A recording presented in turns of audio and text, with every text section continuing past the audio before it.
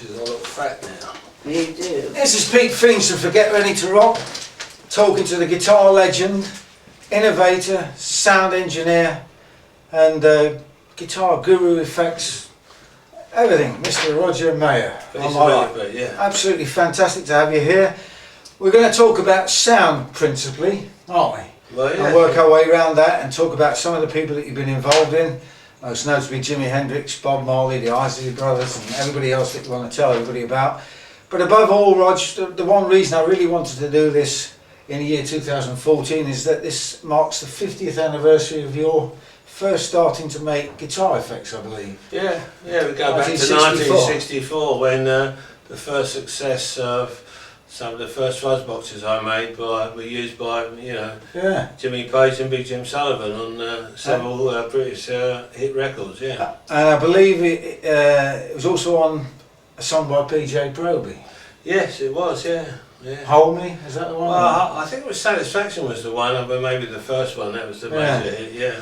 So, going back to those days then, I guess this was the era of BBC engineers in white coats that George Martin once talked about when the Beatles. Yeah, very much so, yes. The records were made in not quite a clinical atmosphere. Sterile kind of, yeah, it wasn't rock and roll, really. Yeah. But was there any kind of antipathy towards what you wanted to do, or did they think you were just too far left field for what was going on? No, not at all. I think the music business back then was always looking for new sounds and new direction, because that was coming from America, fast and furious, More so than here, I guess. But basically, England was played definitely catch up. Yeah. But of course, I think you already had relationships established with the likes of Jimmy Page, who was a session guitarist at the time, and that's right. Beck and everybody. So that was your way into to making your ideas reality at the time. Would that be? Well, absolutely, yeah. Because if you design a piece of electronics that subsequently got used on a hit record, you were in, weren't you? Yeah, and that happened to you very early on. Absolutely, yeah. When I guess the first year of doing that. Yeah, basically, yeah. So there are a couple of parallels I want to draw up in a minute, and one of them is, we talked about this before we went on camera, was the fact that you've always been chasing sound and you've been mesmerised by sound, much in the way that Les Paul was, in a different kind of way, because he was a kind of yes, basically, I mean, I've always been interested in the sound, and when I first met Jimmy Page and we used to go back to his house and listen to the American records, we were all saying, well, how do they get that sound? Or that's a great new sound. So I guess the sound was changing, very quickly then. Obviously, because in 1955, 9 years previously, was the birth of rock and roll. Yeah. And then we went through the introduction of Chuck Berry and so on and so forth, and then the Stones were just beginning. Which I got to see them at the very first. You did? Yeah, when they were starting out. So, the music was moving quickly, so from one year to another was a big difference. And your own background is very, very interesting. You want to tell us something about that, because you came from more of a scientific background than an actual music background, didn't you? Well, that was a daytime job, but really, as it happened was that I'm always interested in the music and the electronic side of it. My father, I grew up with an engineering background because of the father had the engineering factory. Oh, really? And so... did he encourage you to go down that kind of path?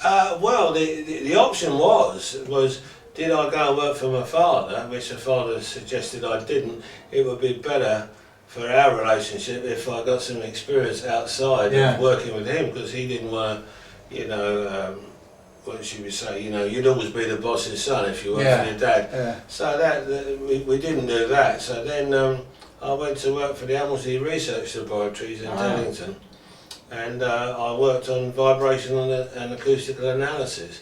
So even though it wasn't music, we were at that point. We were capturing vibration and acoustics and analysing them, basically for the. But that's when your passion kind of started, really. Well, no, it started about 2 or 3 years before that. I was always interested in the electronics and the music. Yeah. It just happened that the daytime job was involved with vibration and acoustics. Yeah. And again, did you have any resistance from musicians, given the fact that you came from that background? Or no, absolutely not. No. They were absolutely thrilled to to have access to a new sound, you see. Yeah. That could give him a cutting edge, you see. And that's what it was about. And given your role in this, you know, it surprised me that you never actually embraced some production at any point. Was that never on your radar? What, producing the music? Yeah. Well, because, you know, after all, if the role of a producer is to enhance what an artist's vision is, original, but that's very much what you did with the... Yeah, but I think at the time, you know, looking back upon it, you know, the producers that were, should we say, had their feet in the door at the record company were people like, you know, Shel Talmy and other American producers, and they're very much a different style of producer than I would have been. I think the first time I got to, should we say, explore the potential of what I could do was with Jimi Hendrix. Yeah. So that was... Well, you're the guy that effectively gave him all those amazing sounds and... Well, I didn't play the guitar, but which is another question we'll come to in a minute. But certainly Jimmy and I, you know, talked about the possibilities, and I certainly helped Jimmy in that respect. Yeah.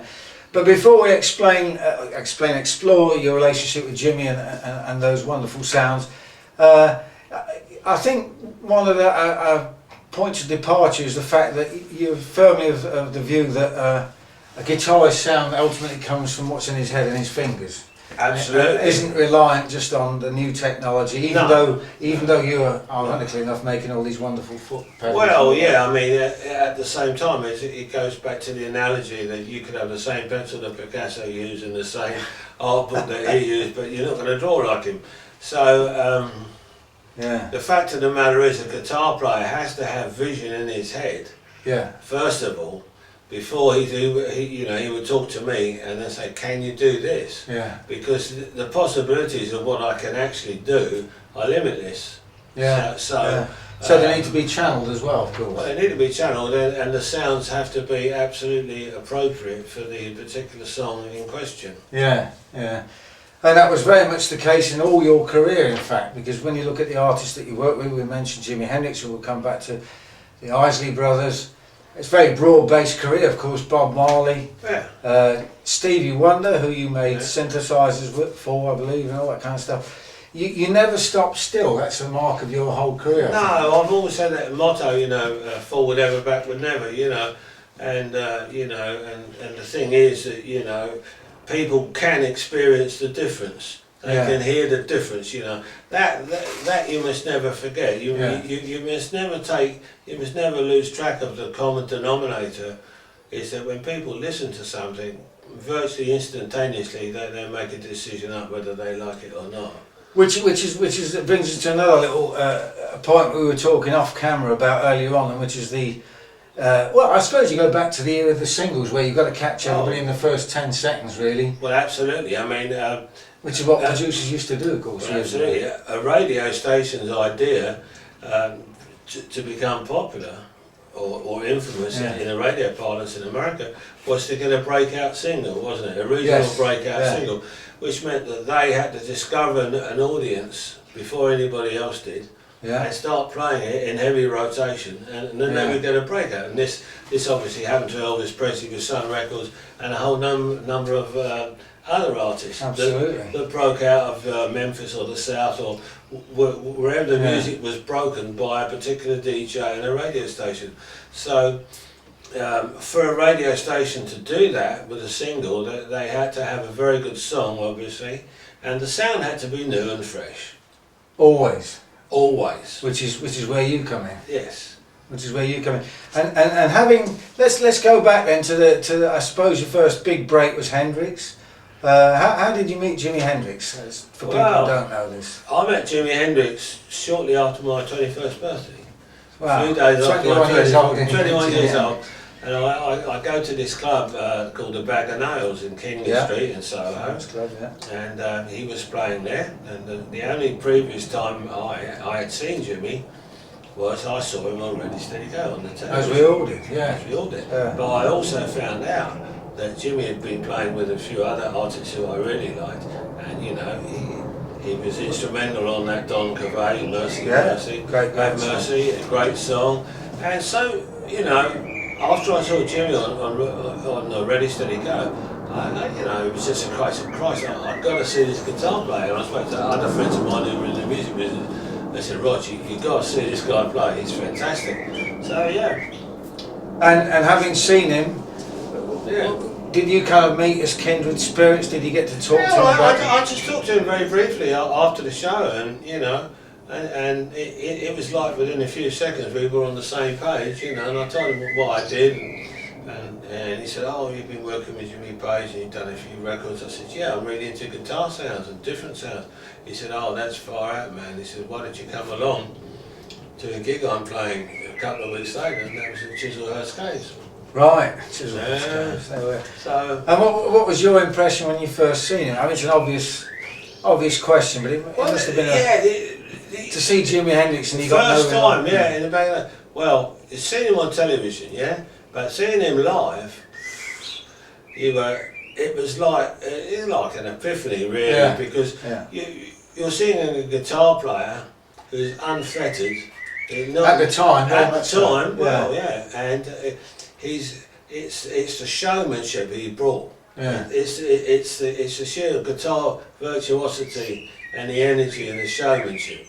You know, this is not a guitar player who looks uncertain about what he's doing. No. He's not staring at his shoelaces. No. And he's dressed extravagantly and he's putting on a great show, and you know, he's obviously having a great time, and you know.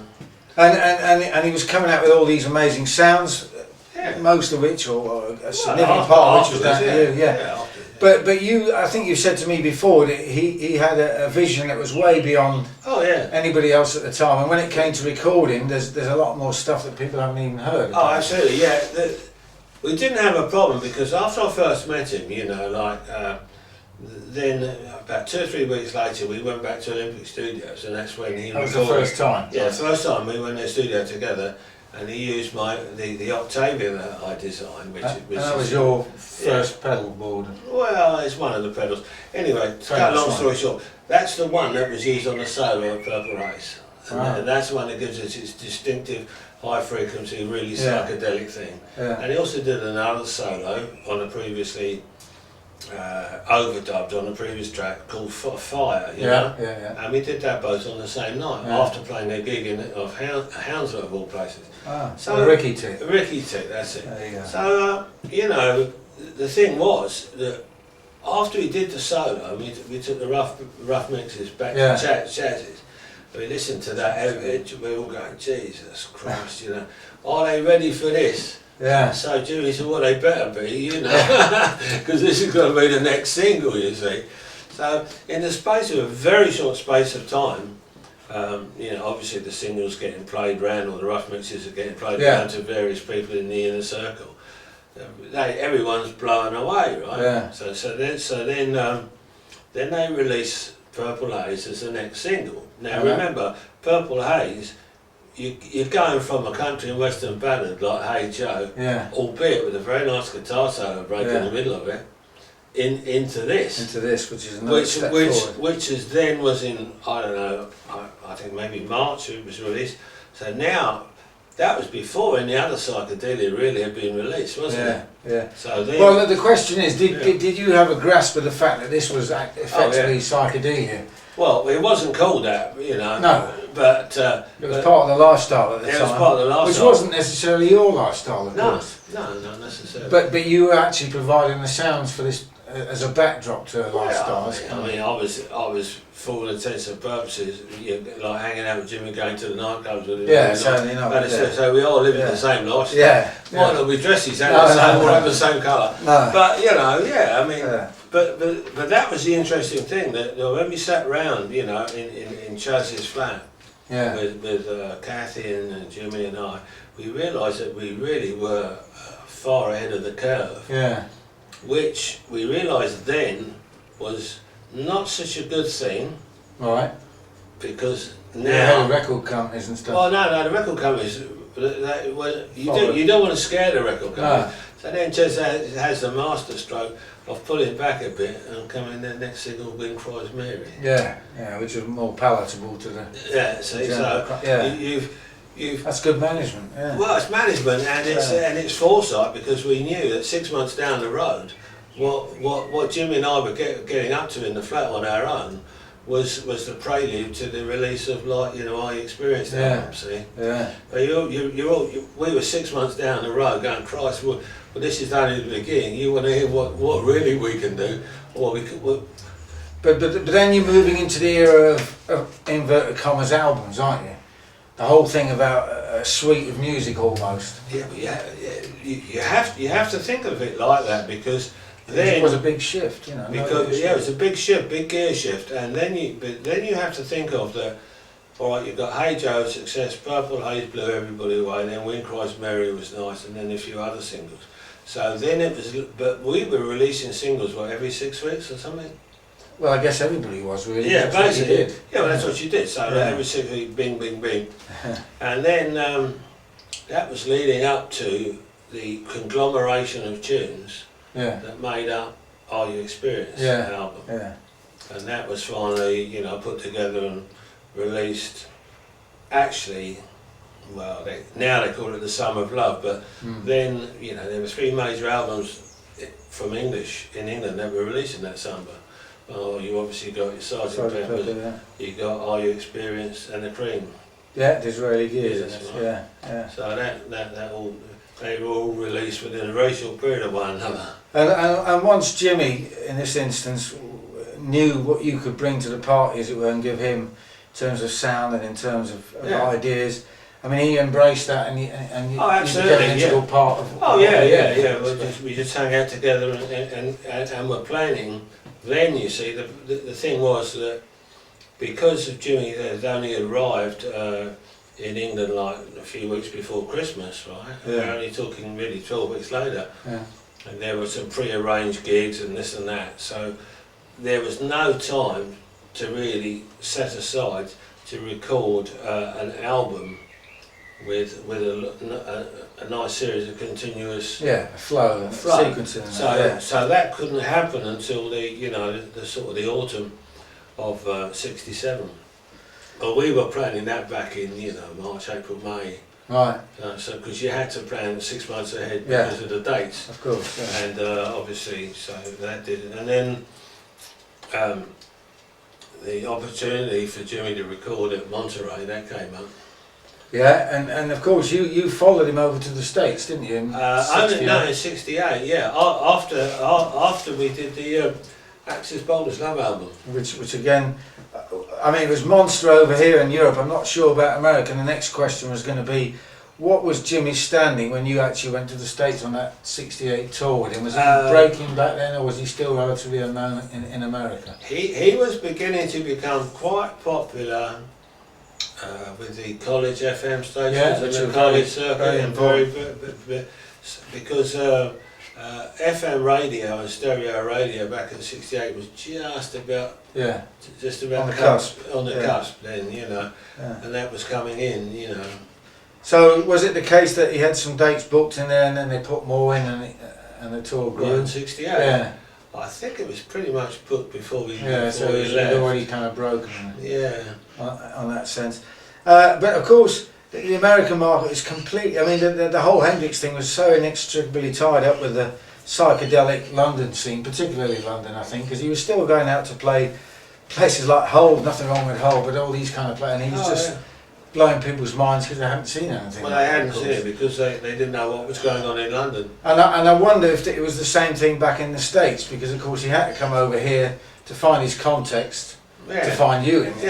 Because I mean, I think in America, '67, Summer of Love, you'd have to be really into the music business to understand what was going on in San Francisco and this and that. It's regionally different from Texas. Completely different, whereas, I mean, they might have had a few hippies in Texas, but certainly not as many as they did in San Francisco. But as you say, he did Monterey. I don't have the date in front of me, but that was or whatever. That was a huge turning point for him. Yeah, it was, and more so after the fact, I think. Can people deal with this? It's of course, and the record business is inherently conservative, small c. It must have been like a tidal wave, really.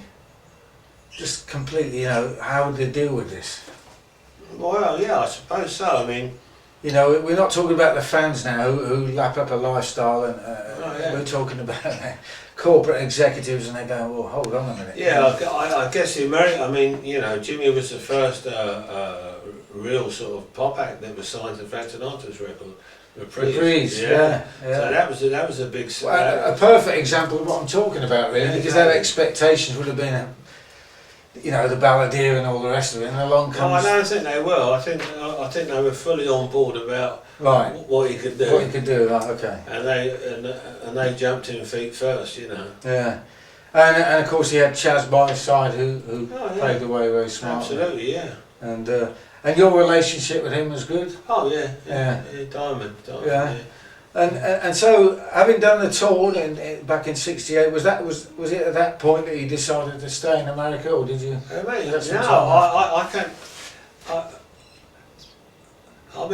met my future wife in America when I was on tour with Jimmy. Right. And after the tour, you know, I was very tired, and Jimmy went out to California and did a few things. So I came back to England. Is this when you went to Olympic Studio? Yeah, I did a, you know, somewhere where you'd work a few months. Olympic, you know, keep my hand in, you know, and help them out for a bit and work there. And then by the time, then I got married in around about October and November of that era. Right. Then we, you know, came back to America for a while. Yeah. Came back to England for a while, and then finally I went back to America in '69. '69. But by which time your guitar pedals and effects and everything else must have really. No, I wasn't doing so much guitar pedals back then at all. No.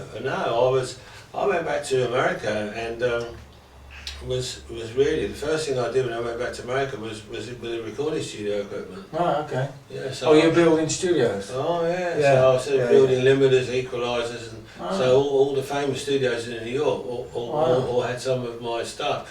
And by the time I think we installed our first full recording studio that I designed and built was in 1974 in New York, and that was a big concert of mine, and that we got #1 record on the Billboard with that straight away. Then we did the Ramones, we did the Talking with my concerts, Tony Bon Jovi started off there. So, and then by that time I'd already been selling equipment to, you know, you name it, you know, I was there at the beginning of the record plant, Electric Ladyland, Media Sound, Hit Factory, A&R, all kinds of studios, so Atlantic Records. And so that was another, because the one strand to your whole career is the fact you've always been moving forward. You've never rested on your laurels. You've done this, you move on to something else. So at this point you're working in studios, you're building studios. So did you was Hendrix still around by then? Or? Oh yeah. No, we also remained friends and talked.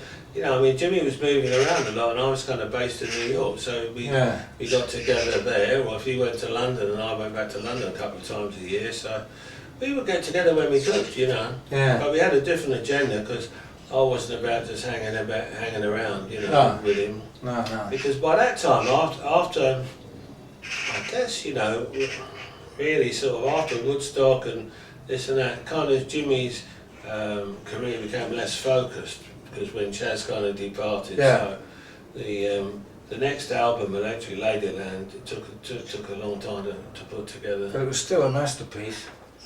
Yeah, but it didn't have the cohesion of musical body that say Axis did. So, and I don't think Jimmy was that thrilled with it, you know. No.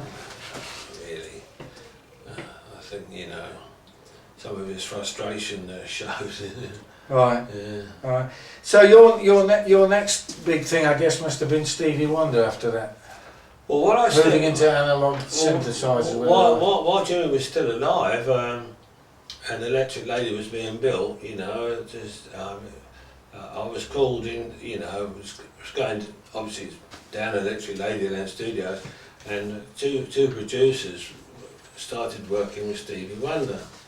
And they obviously knew about Stevie heard about my association with Jimi Hendrix, and Stevie was the first guy with Malcolm Cecil and Bob Margouleff, who were his producers. They were the first ones who were trying. We basically built a polyphonic analog synthesizer, which is enormous in size. I mean, about 8-12 foot in diameter, and it was called a Tonto. So they had this huge synthesizer that was made up of various components from Moog synthesizers, ARP synthesizers, and so forth. And Malcolm and I helped them to build the interfacing between the various modules of the synthesizer to try and get them all playing tune and simultaneously. Right. But back then, you know, it was a bit of a nightmare job, really, a bit tricky, and it took a few of us, you know, to implement it. But those synthesizer sounds that Stevie used on the 3 albums, you know, talking about Inner Visions and Music of My Mind. Great albums. That really began, you know, the use of synthesizers properly in modern pop music, you know. And again, was there a resistance to using newfangled technology? No, not at all. No, because once again, people like Stevie and was a visionary himself. He always wants to go forward. He doesn't want to make any other record that sounds like an old Motown record. No. Or sounds like the Temps or you know, whatever. So it's all about breaking new ground, isn't it? Really. Absolutely. Yeah. And having done so, I guess the fact that all those records were major successes helped you enormously. Helped your profile, helped you in with other people. I guess. Yes, to a certain extent, but at the same time as other future artists that I might work with, I still got the question is, well, what can you do for me? Yeah, so, I mean, but that is presumably what artists such as your next port of call, I think it was the Isley Brothers, and they presumably asked that question of you at the time. Yeah, well, they obviously, you know, respect to Stevie Wonder, and, you know, they were both signed to the same label, they were both on Motown at one point in time, and the thing that's true, that Stevie Wonder was maybe one of the first black acts really to you know, cross over in a big way. Very much so. You know, with a mainstream audience, and they wanted me to try and help them to do that. You know. And really, if you think about it, looking back, your role in doing that, in crossing these artists over, was very much what a producer. In recent years, you know, in the last 20, the cult of the producer, you know. Yeah, well, producer is one thing. I'd like to call myself a lot more in cinematic, like in terms of the cinema, like a sound supervisor. So you could shape it up. Well, you all have the vision, you know, for how the sound could be. I don't want to be sitting around there and, you know, I couldn't sit in the studio and supervise every damn take of everything. But what would your relationship actually be with a producer on an album like that then? Well, they left me alone. They did? Yeah, because obviously I can do something that they can't do. Yeah. And the artist is very happy with it? Well, of course, yeah. Yeah. Because I wouldn't be there, you know, if I'm not needed, I don't want to be in the studio, you know, so watching paint dry, you know. You know. Were you surprised at the success of those albums, or did you recognise that as being great material when you started working on it? Having had some experience of what a hit record sounds like in a control room, I wasn't surprised. No, it was good stuff, but it was groundbreaking stuff at the time. It was fresh and new, which is what made it exciting. Yeah. Else it wouldn't have been exciting. No, and I guess on that very. On that basis, that's probably why the Isley Brothers came knocking. Then, how did you? Because actually, it's a strange, not strange, but it's a adventurous career pattern, if you could call it that. You've moved from Hendrix to Stevie Wonder, and then you've gone to the Isley Brothers. Now, the Isley Brothers again were known for a particular what they were doing, but at that time, right, that I came on board, they had 3 younger brothers. Right. So one of their albums called 3+3. 3+3. That's a big album. So you had the older brothers and then the younger brothers. Yeah. And the younger brothers who were one was 21 or one was 20s. Yeah. So they were early. So they were very keen. Yeah. To jump on board and break some new ground in the black music scene and cross over, to a more international scene, because. You know, traditionally, the guitar player in a big black band doesn't get many guitar breaks. No, not in that. No, they get 16 bars at a night. You know. Yeah. So it wasn't guitar based. So the Ernie. Hence my question about the Isley Brothers. You know, because they weren't. Yeah. So in other words, their vision was to do more of a rock funk thing that had the roots in the past and still had links to the neighbourhood. Yeah. So it was very Oh, important that's for, as a black band that they had Yeah. roots to the neighbourhood. Yeah. See? But the interesting thing is they placed their trust in you, which was a big thing at the time, I guess. You know. Well, yeah, but at the same time, as hadn't I immediately been producing the sound and the results, you wouldn't last very long. No. But it seemed to exponentially grow for you all the time. Every step along the way. Yeah, basically, yeah. You were breaking new. This is the really interesting thing, Yeah. and Yeah, you're always breaking new ground. Oh, You yeah. seem to be fearless, actually, Roger. You were never afraid to. Why not? Yeah, self-confident, of course, in your own abilities, but Yeah. it's also about finding the right context for what you could do, of course.